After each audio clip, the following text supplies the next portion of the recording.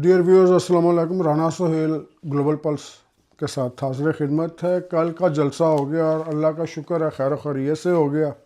और मैं इसलिए ये व्लॉग दे रहा हूँ लेट थोड़ा सा, ताकि मैं थोड़ी सी चीज़ें हासिल कर सकूँ कि मुझे समझ आ सके कि ये जलसे के मक़ासद क्या थे और क्या वो अगर मक़ासद थे तो क्या वो हासिल कर लिए गए। तो इस हवाले से जो मेरे तक की इतलात पहुँची है जी, उनमें से सबसे पहली ये बात है कि ये जलसा अली अमीन गंडापुर जो है वो इस जलसा के अंदर जनाब उभर के सामने आए हैं। वो पहले भी माशाल्लाह बड़े नामवर खिलाड़ी हैं इसके पीटीआई के। सूबे की हद तक का वो इस्लामाबाद के अंदर जो स्पीच करके गए हैं, उस स्पीच ने कुछ इनके मोटिव्स क्लियर कर दिए हैं। उससे पहले मोटिव्स क्लियर नहीं थे कि लोग कहते थे कि जलसा किया जा रहा है तो क्यों किया जा रहा है। तो जिन लोगों ने वो पूरा जलसा देखा है, सबसे पहली बात कि इसके अंदर वो पंजाब से नुमाइंदगी बड़ी कम की गई हुई है इसके अंदर। और ऑब्वियसली कि इसके अंदर वो भी किया गया है कि लोगों को रोका गया है, कंटेनर लगाए गए। जब कंटेनर की बात की तो उन्होंने मुझे बताया कि जनाब कंटेनर जो है ना, हमने ट्रैफिक को रेगुलेट करने के लिए या मूवमेंट को फ़िल्टर करने के लिए कंटेनर लगाए जाते हैं। ऐसे अगर खुले रास्ते कर दिया जाए तो ना आप रोक के चेकिंग कर सकते हैं, ना तलाशी ले सकते हैं, ना रास्ते मैनेज कर सकते हैं। कंटेनर ज़रूर लगे थे लेकिन उनके साथ रास्ते भी बनाए गए थे ताकि चेकिंग के बाद लोग आगे जाने की इजाज़त दी जाए। तो बहरहाल ये उनका अपना मौक़िफ़ है। और हर नाकाम जलसे के ऊपर ये कहा जाता है कि इंतज़ामिया ने जनाब रास्ते ब्लॉक कर दिए। बेशक जितने भी फ़र्ज़ करें इस जलसे के अंदर 1 लाख आदमी भी आ जाता तो ये जलसा नाकाम था। वो क्यों था, इसकी वजह मैं आगे बताता हूँ जाके आपको। तो अली अमीन गंडापुर जो हैं जी, वो इसके अंदर हीरो बन के सामने आए हैं। एक बार फिर उन्होंने कौम को ललकारा, समझ गए बात मेरी। और वो लफ्ज़ जो उनका फेवरेट लफ्ज़ है उसका माशाल्लाह बिला दरेक इस्तेमाल कर दिया एक बार फिर से। और लोगों को तो इस जलसे का मोटिव अब समझ आ जाना चाहिए कि वो एक, जब बच्चों के स्कूलों में छुट्टियां होती हैं ना, स्कूल खुलने के बाद एक रिफ़्रेशर क्लास होती है। ये बड़े बड़े स्कूल जो है ये लाजमी करवाते होते हैं वो लोग कि एक रिफ़्रेशर क्लास होती है कि हम पिछली बार क्या पढ़ रहे थे, अब हम कहाँ से शुरू करेंगे, ताकि वो पिछला सबक भूल ना जाए। तो मैं समझता हूँ ये जो जलसा था एक रिफ़्रेशर कोर्स था पीटीआई के दोस्तों के लिए कि वो गालम गलोच, वो नंगा कर दूंगा, नंगा हो जाएगा, नंगे हो जाएंगे, और ये नंगा नंगा की गर्दान, ताकि ये लोग सबक भूल ना जाएं। अगर भूल गए हो तो फिर वहीं से ये क्लास शुरू की जाए। अल्लाह जाने ये ऐसे है गलीज से अल्फाज इनके क्यों फेवरेट हैं। बहरहाल जो वो एक रिफ़्रेशर कोर्स के तौर पर, फ़ौज वालों फलानो टमकानो, मैं तुम्हें पूछूंगा, मैं तुम्हें भी सीधा कर दूंगा, मैं फ़ौज को भी सीधा कर दूंगा, मैं उसको भी सीधा कर दूंगा। फ़ौज जाने वो जाने, हमारा कोई ताल्लुक़ नहीं, हम तो जनाब घास हैं। हमारे ऊपर तो हाथियों की जंग होनी है, हम तो वो घास हैं। तो कारकुन जो हैं जी, कारकुन माशाल्लाह कोई मोटिवेटेड नहीं थे या उस तरह रिस्पांस नहीं आया, या बाकी जो स्पीकर्स थे।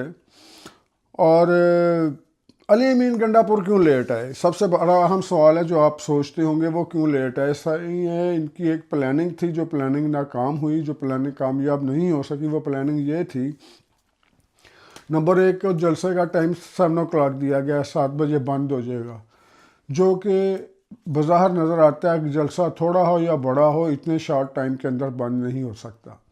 और गवर्नमेंट ने पूरा टाइम दिया कि चलें आप 3 घंटे ऊपर भी चले जाएं। ये 10 साढ़े 10 बजे फिर ये बंद हुआ, ख़ुद वाइंड अप किया गया। और पूरी कोशिश की गई किसी तरह से क्लैश हो, क्लैश हो, क्लैश हो, लेकिन नहीं हुआ, क्योंकि इस जलसे की कामयाबी तादाद नहीं थी, इस जलसे की कामयाबी इसकी तकरीरें नहीं थी, इस जलसे की कामयाबी वो इंसिडेंट था जिसका वेट कर रही थी पीटीआई, मगर वो नहीं हुआ। वो किसने करना था, कैसे करना था, शायद वो पहाड़ों से इस बार वो इमदाद नहीं उतरी जो इस तरह की हरकतें करती है। शायद इस बार वो लोग यहाँ पर नहीं पहुँचने दिए गए जो जैकेट का बम बांध के आ जाते हैं। ठीक है, एक बैग ज़रूर पकड़ा गया डिटोनेटर्स वगैरह का, उसमें दस्ती बम और ये चीज़ें पकड़ी गई। अल्लाह का शुक्र है सारा कुछ महफूज रहा।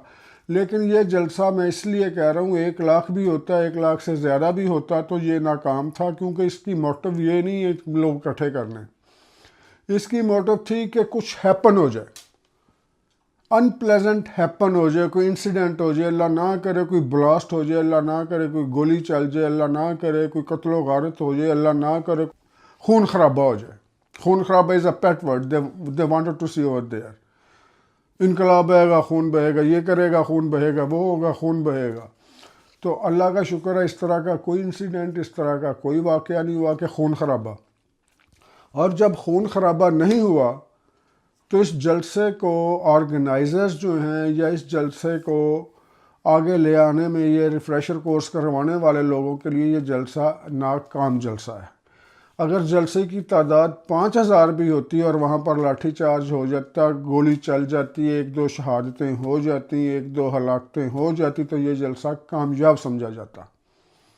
और इस जलसे में लोग लाने के लिए वो हमारे डॉक्टर अलवी साहब जो हैं, हाँ डॉक्टर अलवी साहब जो हैं, वो साबिक सदर पीटीआई, पाकिस्तान के तो सदर नहीं थे, वो तो पीटीआई के सदर थे ना। साबिक सदर पीटीआई जो थे, उन्होंने उस लेवल तक के बंदे ने अपनी कंट्रीब्यूशन की लोगों को गुमराह करने में।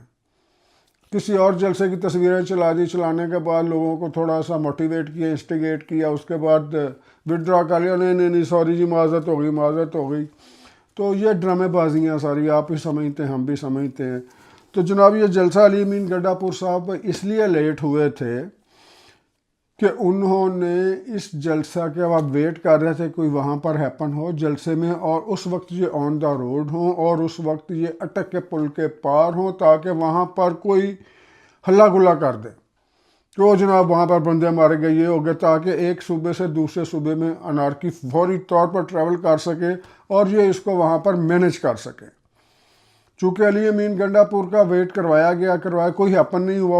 ऊपर से इंतज़ामिया ने जनाब अली ऊपर से कह दिया कि ख़त्म करें। फिर ये 9 बजे पहुँचे वहाँ पर। भाई साहब जलसे में आना हो ना, रात के 9 बजे का जलसा हो तो इस तरह की क़यादत कम से कम 2 घंटे 3 घंटे पहले पहुँच जाती है। तो ये जानबूझकर डिले किया गया, इसलिए नहीं किया गया कि हीरो बनाने के लिए किया गया कि लेट आएंगे जी, क्योंकि वीआईपी कल्चर है ना पाकिस्तान में, तो हमेशा हमारी वीआईपीज़ या हमारे चीफ गेस्ट लेट आते हैं। इसलिए नहीं किया गया, ये इसलिए किया गया कि जलसा गाह में या उस रास्ते पे या कहीं पर कोई तखरीब कारी का अमल हो, अली अमीन गंडापुर उस वक्त दूर हो और अली अमीन गंडापुर जो दूर बैठ के इसको मैनेज कर सके। फिर तो ये कोई वाक़या नहीं हुआ, कोई तखरीब कारी का वाक़या नहीं हुआ। अल्लाह ताला का शुक्र है। इस लिहाज से मैं ये समझता हूँ कि ये बहुत अल्लाह की ख़ास अनायत है। कि बाकी ये जो रह रही है एक और बड़ा क्वेश्चन है जो आप फौरी तौर पर जहन में आता है जब जलसा देखा और 1-2 चेहरे देखे, बिलखसूस मुराद सईद। तो जब मुराद सईद, यार ये क्या है, किस तरह के ये हो रहा है, समझ नहीं आ रही। आप कह रहे हैं फैज़ हमीद चला गया, फैज़ हमीद पकड़ा गया, नेटवर्क पकड़ा गया, वो पकड़ा गया। तो ये कौन से जिन हैं, ये कौन सी सरकार हैं, ये कौन से आमिल बाबा हैं जो कि ज़रूरत के वक्त मुराद सईद को अपेयर करवाते हैं और उसके बाद डिसअपेयर हो जाता है, वो गया ख़त्म हो गया। कौन है वो? कोई तो है ना। या फिर लोगों को बताया जाए कि फ़ौज खुद करवा रही है, या खुद ला के वहाँ पर रख देती है, फिर उठा के ले जाती है। और आपने बेवकूफ़ बनाया हुआ पूरी कौम को। मुराद सईद के पास वो चीज़ें हैं, मुराद सईद के पास हमारे दोस्त, हमारे भाई, हमारे कोलीग अरशद शरीफ का पूरा मर्डर केस उसके पास है।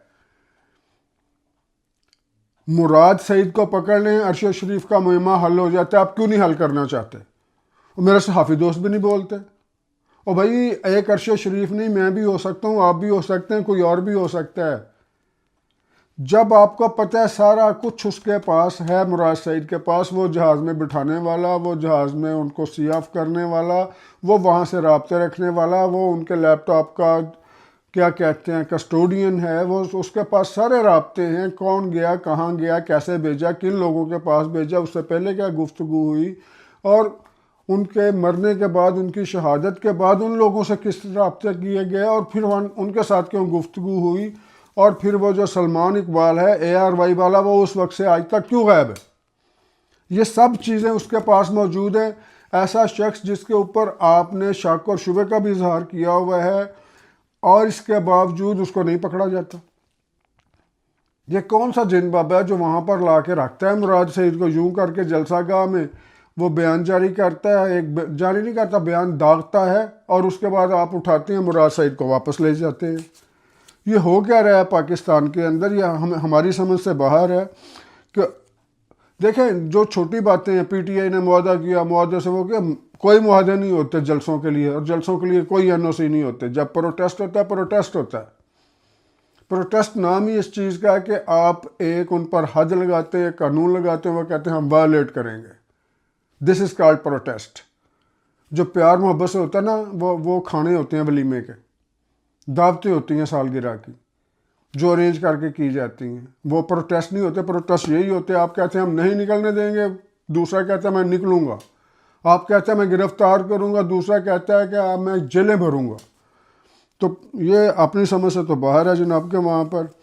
अब वो छोटा मोटा करने की कोशिश की, लेकिन पुलिस ने कंट्रोल कर लिया। मेरा क्वेश्चन फिर वही है कि एक रिफ़्रेशर कोर्स करने की इजाज़त दी गई, और फिर ऊपर से खून की धमकियाँ दी गई, पंजाब को धमकियाँ दी गई, पंजाब की चीफ मिनिस्टर को धमकियाँ दी गई, आर्मी चीफ को धमकियाँ दी गई। वो कितने हो तुसी लोकी भाई, क्यों अवाम का बेड़ा गर्क कर रहे हैं आप?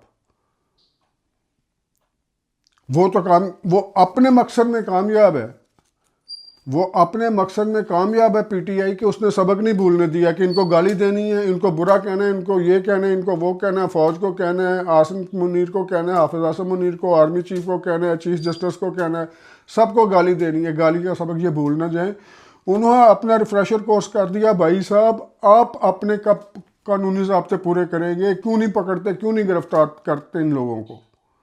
देखेंगे जी अगला प्रोग्राम में इंशाल्लाह ताला। लाहौर में भी वेट करेंगे, और ये भी वेट करेंगे कि आप लोगों के लिए क्या करते हैं।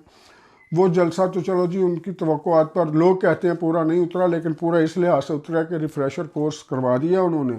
अब भुगतेंगे आप। हम तो सिर्फ वही मैंने बात जो कही कि हम तो घास हैं, अब दो हाथियों की लड़ाई में हम घास हैं। तो इसके साथ ही इजाज़त दीजिए। अल्लाह हाफ़िज़।